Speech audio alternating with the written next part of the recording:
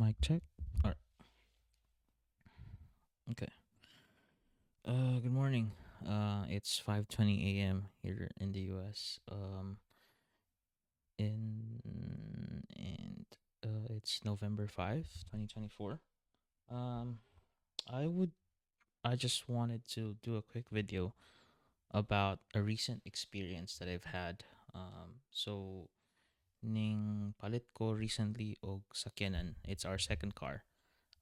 Because we needed a second car so that dili ko perminti malate, and then so that Bridget can drive independently as well, in case of like needing an emergency nga kailangan mo drive. And also it's difficult nga wala may second car and then mag-share me, and then like ang time is gonna be more efficient if na may duha ka car.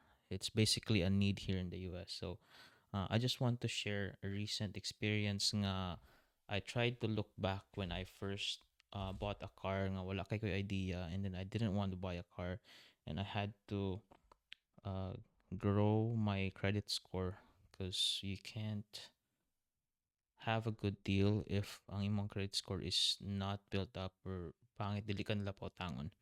So basically, the title of this video is how to buy a car as a Filipino immigrant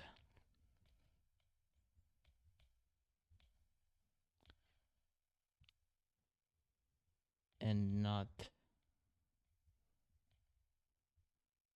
get ripped off.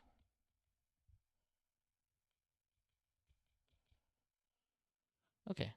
Um so I really believe nga ang diri sa US, negotiation and the power of deal making is very important kay og magsigil kag yes, magsigil kag okay, okay. Ilaron ka sa mga tao, and then they'll profit off of you. They'll take advantage of you. If dili ka sincere or if dili ka firm, then they'll take advantage of you. And kung i manipulate mo nila kay ora masunod raman ka ug unsa ilang gusto. So, back to the topic. So, first time ko nagbuy og car, naglisod ko kay I had to build credit, and I don't know ang sa mga process, so I had to get a pre-approval for credit union. So I went to the credit union route. But before that, kani is like kani nga video is gonna be for those that are kabitang gusto magtipid or gusto nga kanang worth it ang ilahang gasto sa ilang car. Kung katong gusto nga magginara, maghambugiro or magkanang gusto gid sa ilang unsa gid nga color, unsa nga trim level without thinking of the budget, then by all means kuha ang unsay pinakamahal nga car. I don't care. Um in this video I will discuss nga worth it pa mong gibayran, and then dili mo maglisod og bayad og monthly when the time comes nga kailangan po niyo mo bayad og insurance, and then you won't know kung unsay mahitabo, di ba, in the future. So might as well just be ready or be financially prepared kung naman ganina ang mga instances na mahitabo. Anyway, so the first thing that you wanted to do as a car buyer is decide kung unsang type of car, unsang type of car, make, and model sa sakyanan. So, it's if you want a sedan ba, or an SUV, or truck, or ang tawag sa to is pickup. So, decide kung unsa inyong ganahan nga style of car. So, once you decided kung sedan ba inyong gusto or kuan, piliin po na to kung unsa nga brand.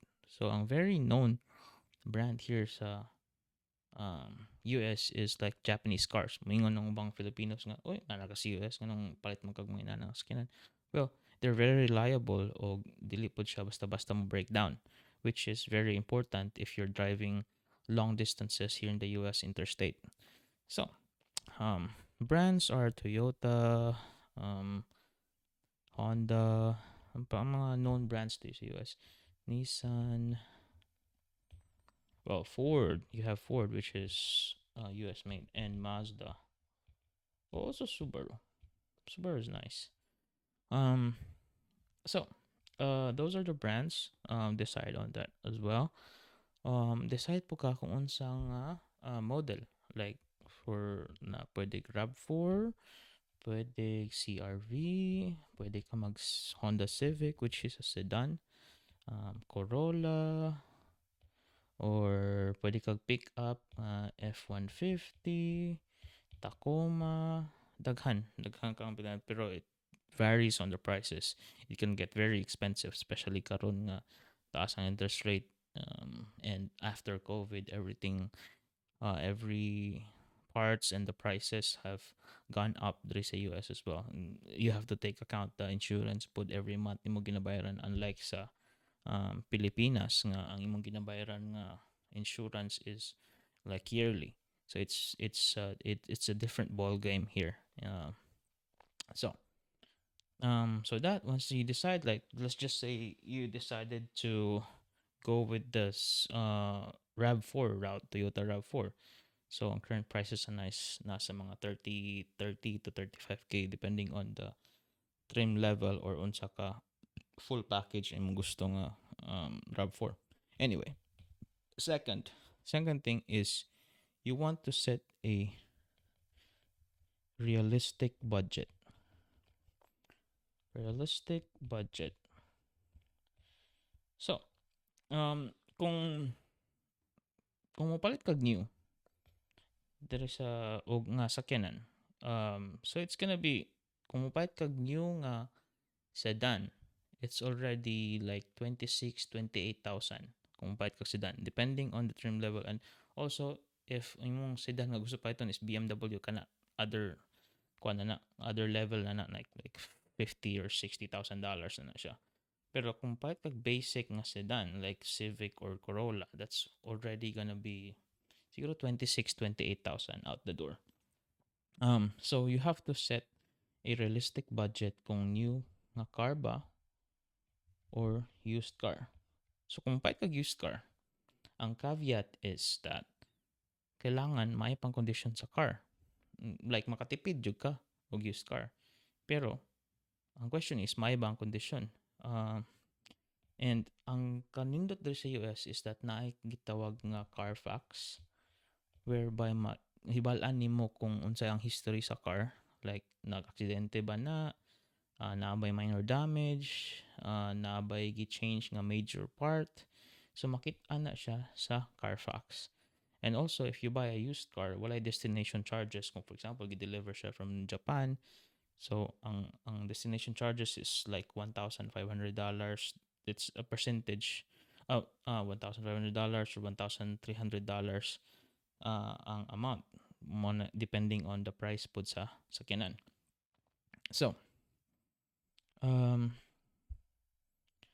you do, so if used car, mag-market research ka. Kung for example 2024 karon nya ang gusto paliton is 2022 nga car, so i-check nimo na gitawag nga VIN number. I-check nimo ang number sa car or make and model kung how much is it selling sa ana nga area. So makitaan man na nimo sa mga website like Edmunds, TrueCar nga ilhan nimo kung ani nga state, like for example Texas, tagpila man day ang 2022 nga RAV4, unsang tagpila siya karon nga mga market price. Kay ang mga prices sa car is like really fluctuating, like ang supply and demand diri sa US is very apparent. Makit-an gyud nimo dili para sa Pilipinas nga og patakalag presyo dili based on market trends. Here it's always based on market trends. Like for example, kung taas ang interest rate,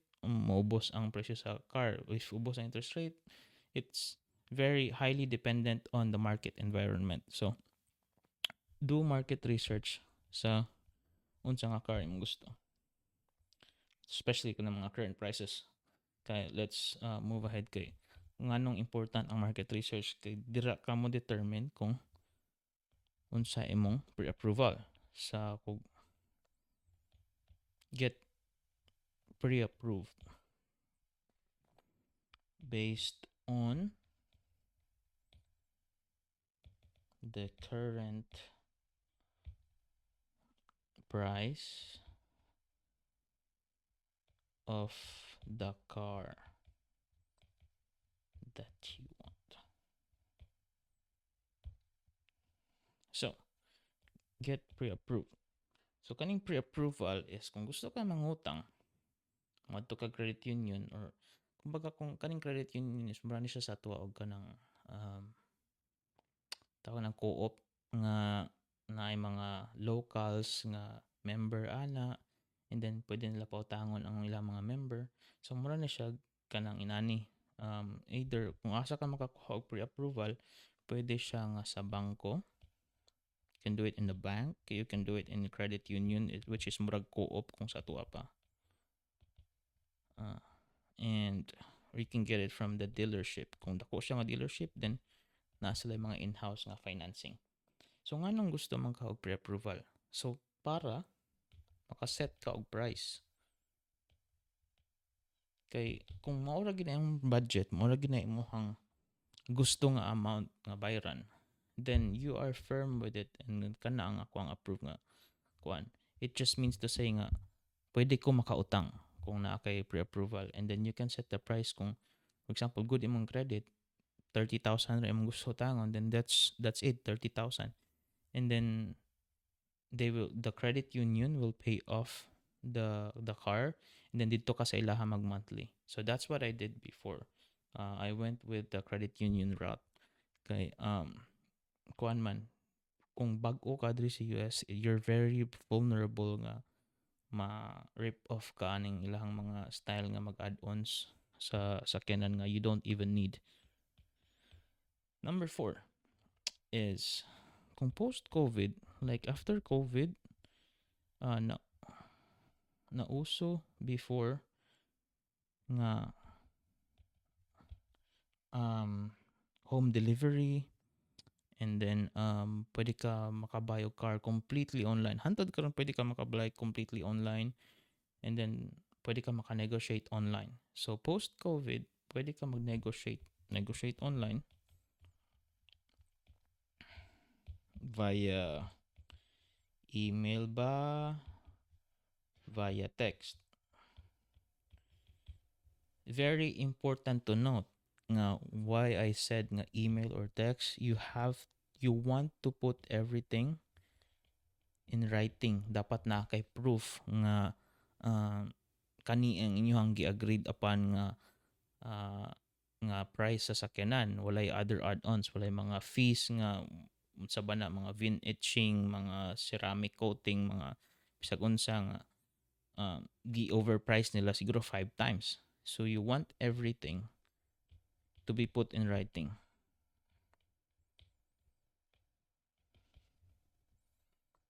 So para na kay documentation nga kani ang inyong na sabutan nga presyo.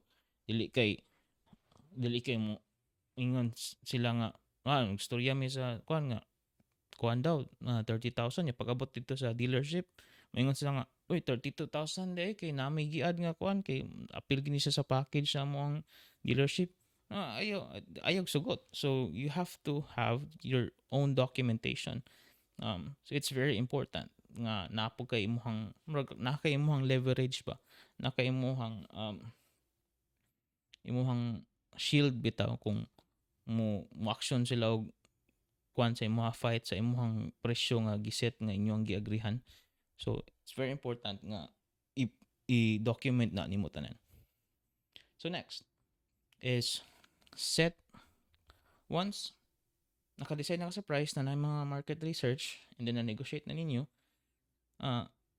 i-set nimo ang out the door price. This is very key.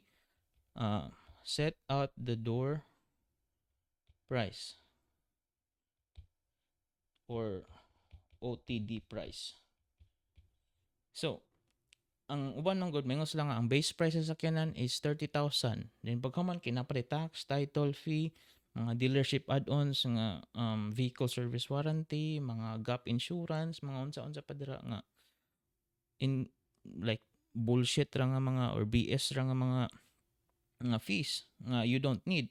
And then you're paying a lot for a car nga ang value da is nara diri. Di ba? Nagbayad ka worth 35,000 tungod sa add-ons pero ang imong car is actually 30,000 ra. Di ba? So you're already under the water. Mo na ilang tawag in terms sa mga country sa mga puti nga sa mga Amerikano sa ilang tawag ana nga nagbayad ka og mahal pero ang value sa imong sakyanan or sa imong balay is ubos ra sa imong ginabayaran. So you're already out of the water. So you have to set the out the door price with the salesman. With the salesman or like the finance manager nga imong makaistorya. And also be firm nga mao na imong out the door price. So kung yung kag 30k ang imong out the door price inclusive of title, tax and fees. Mao ra gid na. And inclusive of title, uh, title, tax, and fees. Kaya naman na sila yung mga documentation fee, registration fee. Ang mong bayaran is the registration fee, documentation fee, na ana sila. Pero kan mga service warranty, mga unsa pa na dira, you don't need them. Gap insurance, you might need them kay nagkuan man ka, your car is on a loan man. So they might require you to have a gap insurance. So it's like siguro mga $800 to $1,000 nga add-on, which is like simba ko kung madisgrasya ka o niya imong car is inutang, instead nga magsikag bayad ana nga sakyanan, ilang i-pay off ang car tungod anang gap insurance.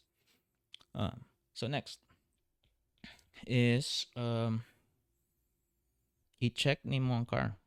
Like na-set na ninyo ang price.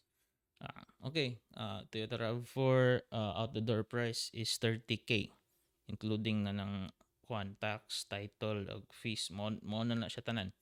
Di na ko mo add everything. So, mado na ka sa dealership and then you check the mga car. So, of course, tanaw ni mo kung unsa siya inside, unsa siya outside, maayo ba, manahan ba ka, mao ba imong expectation, yung kag brand new, then brand new ba gid siya tanawon. Okay, o wala ba kag bait and switch, i-check pod nimo ang iyahang VIN number kung mao ba gid to sa inyong na-agree nga model number o mao ba gid na ang mga specifications nga ipakita. VIN number is like murag chassis number sa sakyanan. So imo po nang i-compare. Kung i-compare nimo na sa inyong documentation, mao man atong gistoryahan kani lahi man lagi ni VIN number. So mga Amerikano diri usahay kay mag bait and switch ang ilang style. So you have to check on that as well. So check nimo and then mechanical kung maayo ba siya. Paminahon nimo ang dagan, paminahon nimo ang tingog sa makina. Dili mo kailangan expert gyud kayo nga check og sakyanan og taguktok na dira di na maayo. Pero og hilom kay ang dagan sa makina, walay mga leak or unsa ba? Then okay, pwede pug ka mag-hire og mekaniko nga mo check sa sakyanan. Especially kung used car, pwede ka mo hire og mekaniko kung tanawon ang sakyanan. And also as a dealer pod, sila is mo check man na sila og kanang ilah man ng inspection ng sakyanan kay og ilah nang baligya ang sakyanan then pag for example nidahan ka nito niya naday palya niya dili safe to drive, then pwede sila makasuhan. So it's very common here in the US nga ilha gyud i-check ang sakyanan nga safe siya to drive unless kung palit ka sa kanang mga tag-iya gyud bitaw private party. Pero gikan ka sa dealership then ilahan nang i-prepare ang sakyanan nga i-clear na nila nga safe siya to drive. So that's the mechanical part of it. Ang mga sakyanan karon kay mga high-tech na kayo, so daghan siya mga computer codes, mga capacitor, mga chip. So i-run po nimo ang codes kung nabas lagi clear nga code, naabay code nga kanang ga-error gihapon.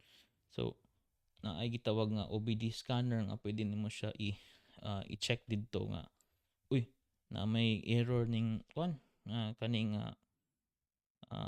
part sa sakyanan like ang AC ga error man makita nimo sa OBD scanner. So mapait nga tag pila ra man na $15-20 kung especially kung used car imong paliton. Na ubang cars pod bisag brand new kay na problema sa mga codes. Anyway, run the codes and then also pod i-test drive nimo. Like i-test drive nimo kung unsa ang feel. Kung ganahan ba ka sa pag-drive, maayo ba, murag dili ba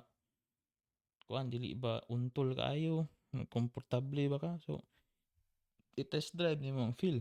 Kay dili lang tungod kay from the mouth of ni Procopio dito ana siya nga ay man na nindot kay nang Toyota maayo kayo nya pag drive nimo kay di ka ganahan nya napoy uban dito nga nindot kay ang Honda kay kayo nya pag di ka ganahan dai nya na basa nimo sa mga comments or mga video nga ka nang bati ning Subaru dili kayo maayo ang iyang arangkada nya pag nimo dito pag check nimo sa dealership ganahan dai ka. So i-test drive nimo ikuan nimo ang feeling og unsay maayo komportable ba ka nga mag-drive ana sa sakyanan.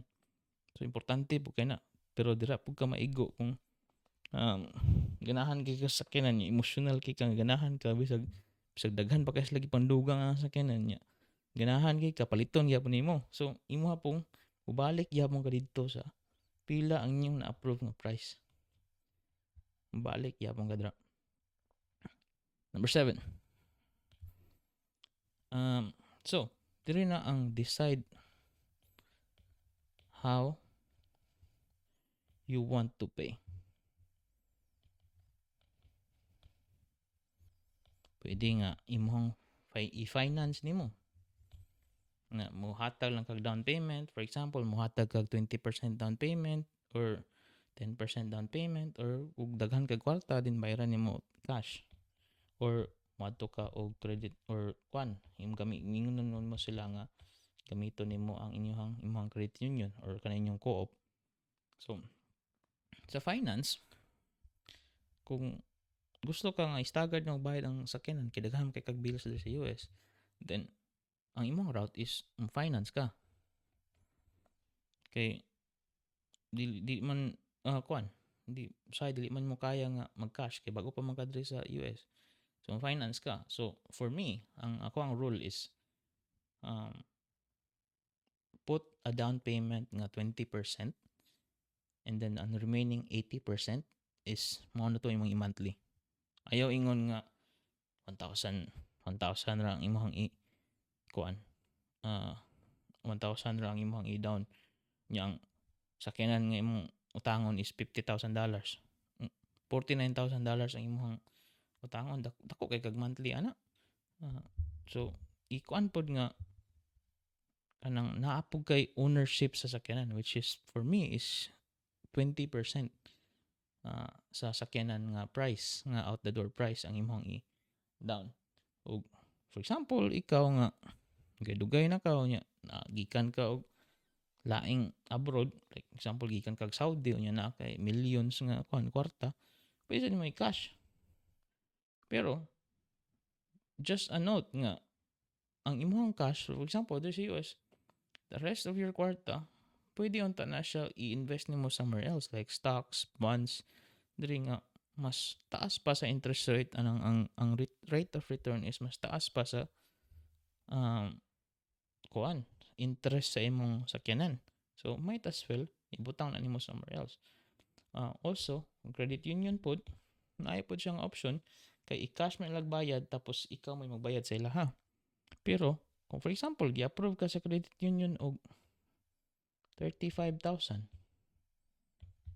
i-approve ka nila og 35k ay pugot utang lang tanang 35k mo ka mag down payment pug kag siguro mga 7k which is mo 20%. ay pud ingon nga kanang tanan imong kuan like imong utang gi-approve kag 35k giutang po nimo tanan 35k. So kuan pod nga kanang naa kay at least naa kay murag protection sa imong kaugalingon man, naa kay shield meaning naa kay equity ana nga sakyanan. Murag makaingon ka nga at least ang 20% is dili nako utang like ako agyud. Ah, so murag mao na to siya tanan ang mga tips nako sa unsaon pagpalit og car nga dili ka mailad. Di ka mailad. So first, decide kung unsa nga type, model, make sa car. Sedan ba, SUV ba, sa Badra, Toyota, Nissan, Ford, sa mga RAV4, dream car nimo ng Civic, go ahead. Dream car nimo ng CRV, go ahead. Gusto di ka pick up, palit og Tacoma or for F-150 or Tundra ba na? Tundra, nice Tundra. Palit. Kaya na mo bayaran.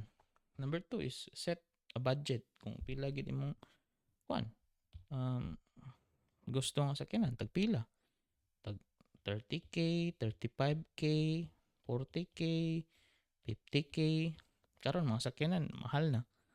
Before makapalit pa ka og SUV nga 25k nga brand new. Karon di na ka kapalit unless 32 to 35k. So, do your research and set a realistic budget. Next is get pre-approved based on the current market price sa sakyanan.